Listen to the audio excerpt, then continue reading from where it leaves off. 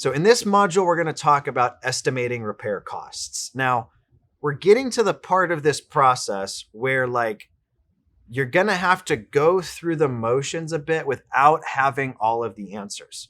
And this is for action takers.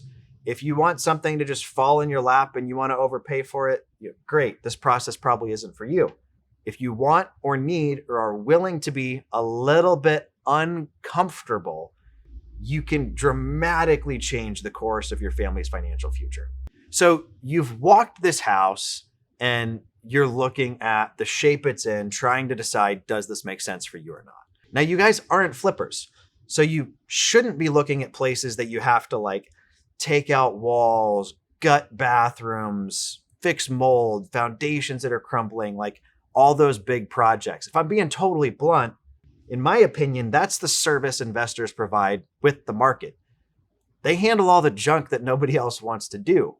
Now, what we're looking at for you is a little bit nicer than that. Doesn't have to be perfect, but we're looking for maybe it could use some updates, some light remodeling. A lot of the ones we buy, actually, all we end up doing is carpet, paint, a new roof, garbage disposal, and a dishwasher. I don't know why we end up doing that all the time, but we call it the special. That's really what I kind of have in mind for you guys here. Easier, lower cost project that you don't need anybody super talented to actually do the work. Or maybe you don't mind getting your hands a little bit dirty and you want to build in more sweat equity and you're going to paint it yourself or redo the carpet yourself. The perks even with some of those smaller remodels is it's stuff big box stores like a Home Depot could do for you. They can come in and install carpet. A lot of places, if you buy it, they'll install it, right? Same thing with a dishwasher. They'll deliver it, hook it up, haul the old one away. Garbage disposal, you can just YouTube that sucker and do it yourself. I'm going to reference some tools here that you might want to check out, some ways that you can kind of start to come up with what does this stuff cost.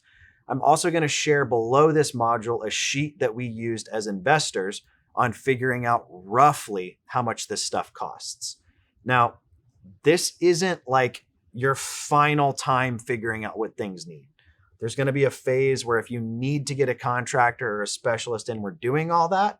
This is just analyzing the deal, figuring out what can we pay for this place? Are we even in the realm of possibility of coming to terms here, right? So the first one, you can literally just use Home Advisor, Google to figure out what some things cost in your area. What is the roof on a 2,500 square foot house in X, right? How much is it to install carpet in a 1,200 square foot house in Y city? Doesn't have to be anything super intricate or specific. One thing to note with that is you're likely getting priced like retail prices. That's a good way to figure out what stuff costs, but you don't necessarily want to just hire guys off of Home Advisor. You might end up paying a lot more for that particular project than you need. Another tool that you can use to figure out more accurately, and I'm talking way more in depth, what something would cost to fix up, is a tool called Rehab Estimator Pro. So it's actually started by a friend of mine. I think he's since sold it, but it literally allows you to go in and plug in square footage, beds, baths, front doors, windows, crazy level detail to kind of try to get you a lot closer to what it's going to actually cost. Another real quick and dirty litmus test is what we call the 10, 20, 30 rule. Now, this is different in different markets. If you're in LA, it's going to be more expensive to get work done than if you're in rural Kansas, right? It's going to be more expensive to have a full-blown contractor come out versus a handyman come out and install a dishwasher for you. But the 10, 20, 30 rule is effectively $10 a square foot of the house is rough like carpet and paint. So if it's a 2,500 square foot house and you want to refloor it and repaint everything on the inside, $25,000 might be the cost of that. Might be more, might be less, depending on what you pick and what you go with.